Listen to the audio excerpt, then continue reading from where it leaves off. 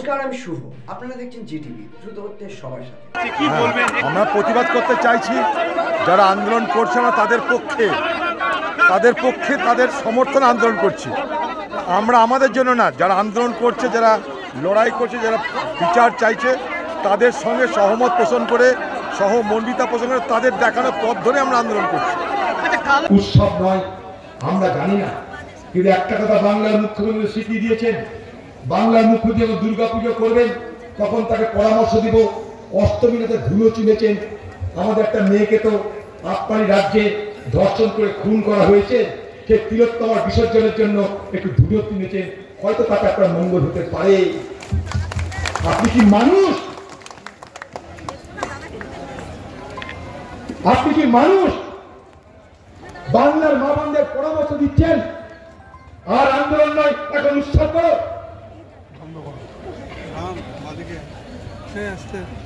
এই যদি বাংলার একজন মুখ্যমন্ত্রীর নারী হওয়া সত্ত্বেও তার যদি হৃদয়ে এই অনুভূতি থাকে, এই অনুভব থাকে, এই উপলব্ধি থাকে, তাহলে আগামী দিনে বাংলার মানুষ কোথায় যাবেন আপনার সহজেই অনুমান করতে পারছেন।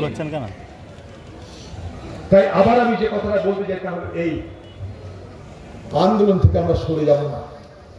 যারা এখানে কংগ্রেসের সমর্থক বন্ধু হয়েছেন, এলাকায় এলাকায় যেখানে যার যেটুকু শক্তি আছে মানুষের কাছে গিয়ে আজকে পশ্চিমবঙ্গের জুড়ে, সারা পশ্চিমবঙ্গ জুড়ে আজকে আলমারি থেকে যে একের পর এক ভয়ঙ্কর কঙ্কাল বেরিয়ে আসছে তার কথা বলুন।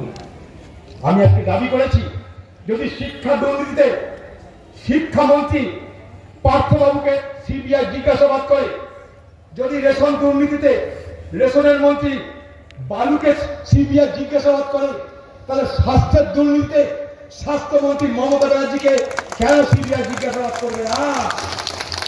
কেন জিজ্ঞাসাবাদ করবে না? বাংলার মুখ্যমন্ত্রী কেউ আপনি উপরালা নন। এই অপরাধের সঙ্গে আপনার সরাসরি অসরাসরি প্রত্যক্ষ পরোক্ষ কোনো না কোনো ভাবে আপনার বিরুদ্ধে অভিযোগ আনা স্বাভাবিক, কারণ আপনি বলেছিলেন। বাংলার মানুষ মনে করে দেখুন, এই বাংলার মুখ্যমন্ত্রী বলেছিলেন যখন ঘটনা ঘটলো, মনে করে দেখুন 7 দিন সময় দিন, সব অপরাধী ধরে দেব। দেখুন তারপরে কি বললো, 24 ঘন্টার মধ্যে একজনকে ধরে ফেলেছে, আরো 4-5 জন আছে, 7 দিনের মধ্যে ধরে ফেলবে। মনে করে দেখুন, তার পাশে দাঁড়িয়ে ছিল বিনীত গোয়েল, কলকাতা পুলিশ কমিশনার। সে কি বলছে সাংবাদিকদেরকে, হ্যাঁ আরো 4-5টা আছে, দেখছে না, ধরে ফেলবে। মনে করে দেখুন আজকে কি হলো, কাউকে ধরছেন না আপনি? আমাদের প্রশ্নটা কি হলো, আপনি ধরছেন না? আপনি তো নিজে বলেছিলেন সিবিআই তদন্ত হোক। যদি সিবিআই তদন্ত হয়, কোর্টের নির্দেশে যাই হোক না কেন, আপনি যখন বাংলার মানুষের কথা দিয়েছিলেন 7 দিনের মধ্যে সব আসামি ধরবেন, আপনার কথা কি হলো? আপনার জমা খরচ কোথায় গেল? কথা প্রশ্ন করবো না আমরা? আপনি কথা দিয়েছিলেন। বাংলার মানুষের সঙ্গে সততার চালাকি কেন? আজকে ঘুরিয়ে ফিরিয়ে আপনি আন্দোলনরত ডাক্তারদেরকে মানুষের সঙ্গে দূরত্ব তৈরি করতে একটা সংঘাতের রাস্তায় নিয়ে যাচ্ছেন। আপনি বোঝাচ্ছেন বাংলার মানুষকে, দেখো ডাক্তাররা আন্দোলন করতে, তাই তোমাদের চিকিৎসা হচ্ছে না। এটার পিছনে উদ্দেশ্য একটাই, ডাক্তারদের সঙ্গে, হাসপাতালের ডাক্তারদের সঙ্গে আবার মানুষের অধিকারের চিকিৎসা পাওয়ার দায়িত্ব নিতে হবে পশ্চিম। আপনারা এতক্ষণ দেখছিলেন জিটিভি, দ্রুত হচ্ছে সবার সাথে।